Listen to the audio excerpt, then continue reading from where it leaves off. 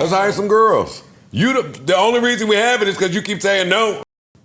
If I could pick her, my fear would be that you guys would get a motherfucker pick me in here who would go against every single thing I said just for the sake of whatever. Being I don't think we would do that. Being confrontational, being, intentionally combative just for the sake of whatever.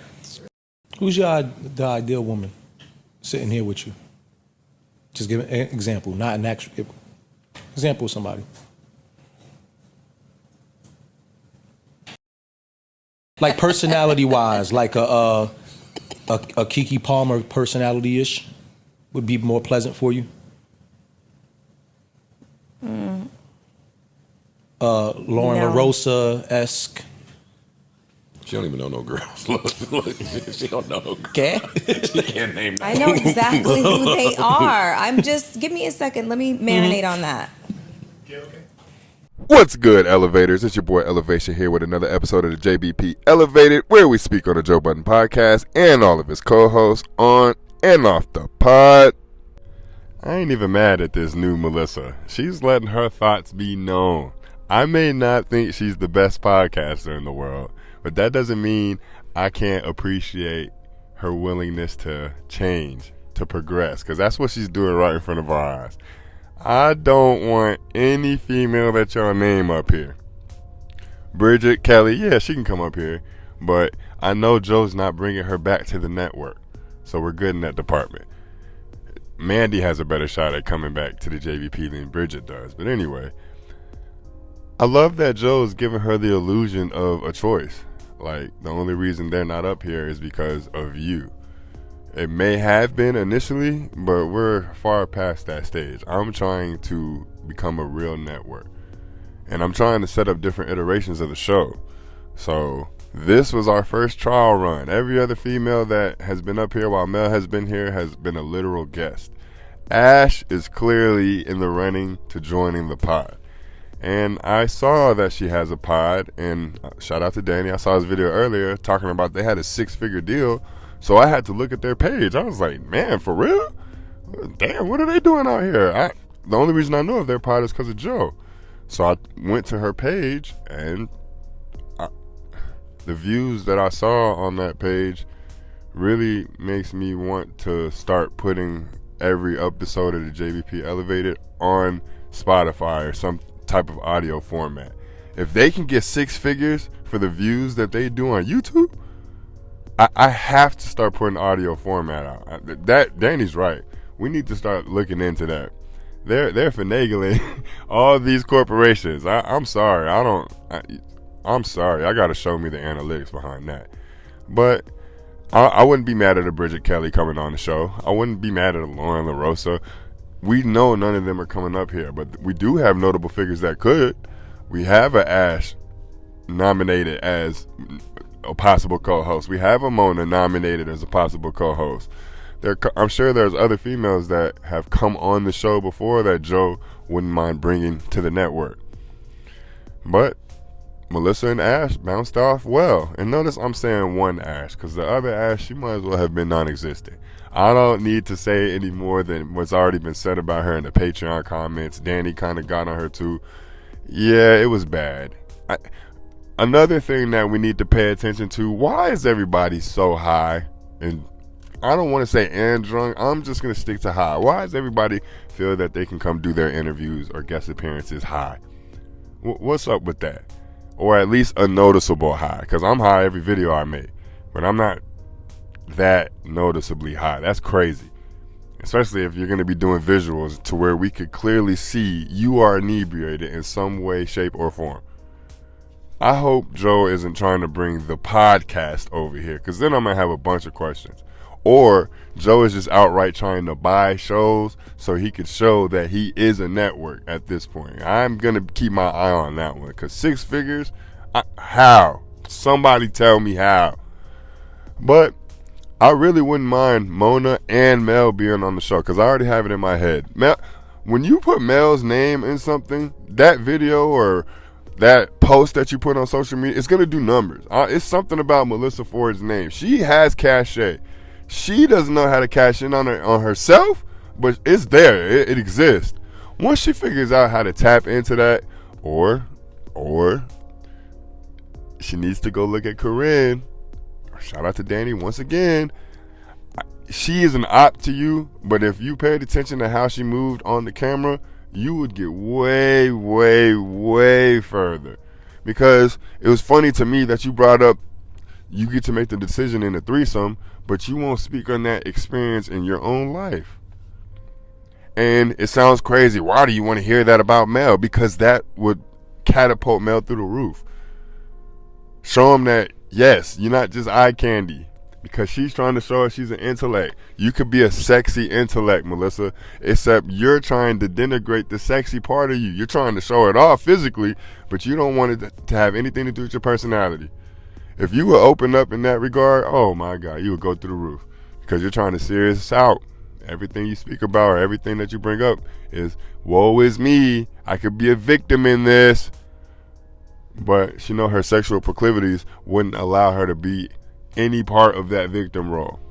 In her mind, it's going to make her seem like a deviant or a dominatrix or something along those lines, because she thinks we're going to view her as a hoe. No. We're just going to view you as a real normal person. And hopefully the female that sits beside you is able to bring that out of you and not ask you questions like the guys are doing. Because Mel, if you haven't figured it out yet, this is why the guys ask you all these questions. Because if you haven't noticed, they dogpile you on this more than anything else. Joe is doing that because he knows if you open up on his show, things would go through the roof. We've known about Melyssa Ford for over 20 years. We've known her track record. We know how she operates from the outside looking in, but she's never given us a peep. And because we see how she moves and she's trying to show us that she's the exact opposite, she comes off as fake. Melyssa, I'm not saying you need to put names out. I'm not saying you need to exploit other men in the industry. Just speak on those parts, those aspects of your life, even if it's in vague terms. Just open up a little more. Show us that you enjoyed being a video vixen.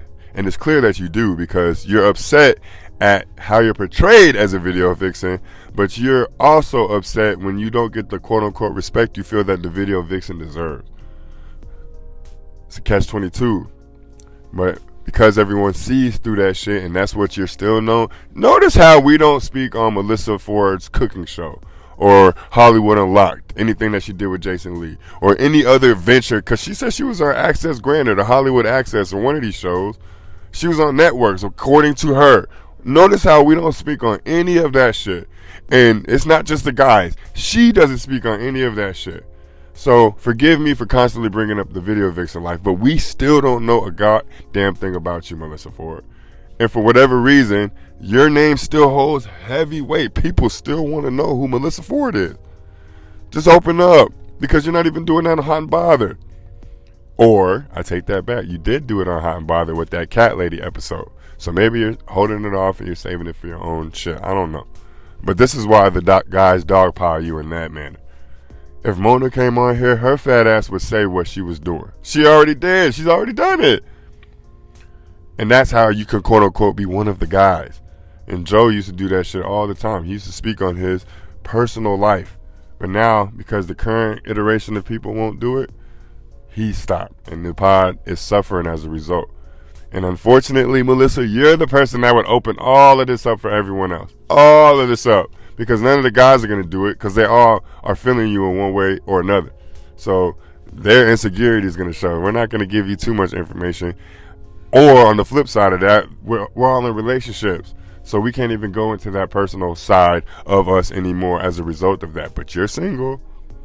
And yet you keep more in the lock and key than everyone else. So I'm sorry, Mel. This was not. It always seems like I'm trying to give you advice. You are way more successful in every avenue than I am. This is just me speaking my opinion.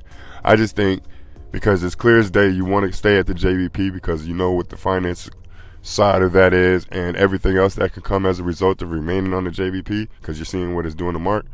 It's clear that you want to stay on here. Stop having to feel like your job is threatened all the fucking time. Take someone's advice. Mark is literally saying the same shit that I say to you all the time. Listen to Mark. Listen to Joe. Ish is on your side again. Pull Ish to the side. Hey, Ish, what do you think I could do better on the pod? Or how could I be a better podcaster? Not necessarily things you have to do better. Why am I not connecting? Because I'm connecting, but I'm not connecting. What do I have to do to get better? And then go on from there. And then it won't matter who you hire as a co-host. Because I thought that was funny. Imani was naming names. No. Oh, so you really don't like other women. That's crazy. That's crazy. And you're so secure, but you're insecure because you said it. You don't want anybody, when you're not there, being a pick. Oh, don't even get me started on her reasoning. She couldn't even come up with good enough reasoning for it. Everybody up there that's a guy has the polar opposite of him on the panel. But she gets to sit there and say, I don't want them up here for the exact reasoning? Nah. But, like I said, Joe's giving her the illusion of choice. Because once that runs out and another female is hired, because she's not getting fired, once another female gets hired and we start seeing her bicker with that female, then it's really going to be an issue. And Joe's going to have to pull you to the side like, Melyssa, don't let that other lady garner the same emotion from the audience that Mark has. Then it'll be a completely different discussion. But I'm not mad at today's overall episode. Like I said, don't bring the pink ash back. She can stay on the other ash pod, whatever y'all podcast is called. I don't know. I don't care. I appreciate y'all as always. Hey, y'all was getting on my ass about Mark. Hey, unless he changed, I'm not changing. So I guess we're just going to be bickering back and forth going forward. And if y'all think I'm an idiot or I'm insecure about his intellect versus mine, you're wrong. You're wrong. Because I'm openly a dummy. And I say that shit all the time. So much so that y'all keep telling me stop saying it. I just give my opinions. But anyway, like the video if you like the video. Subscribe to the page if you haven't. If you have, you already know what it is. You already know how we rock it. I appreciate y'all, man. We're going to keep turning up. Y'all keep showing up. We're going to keep turning up. But peace.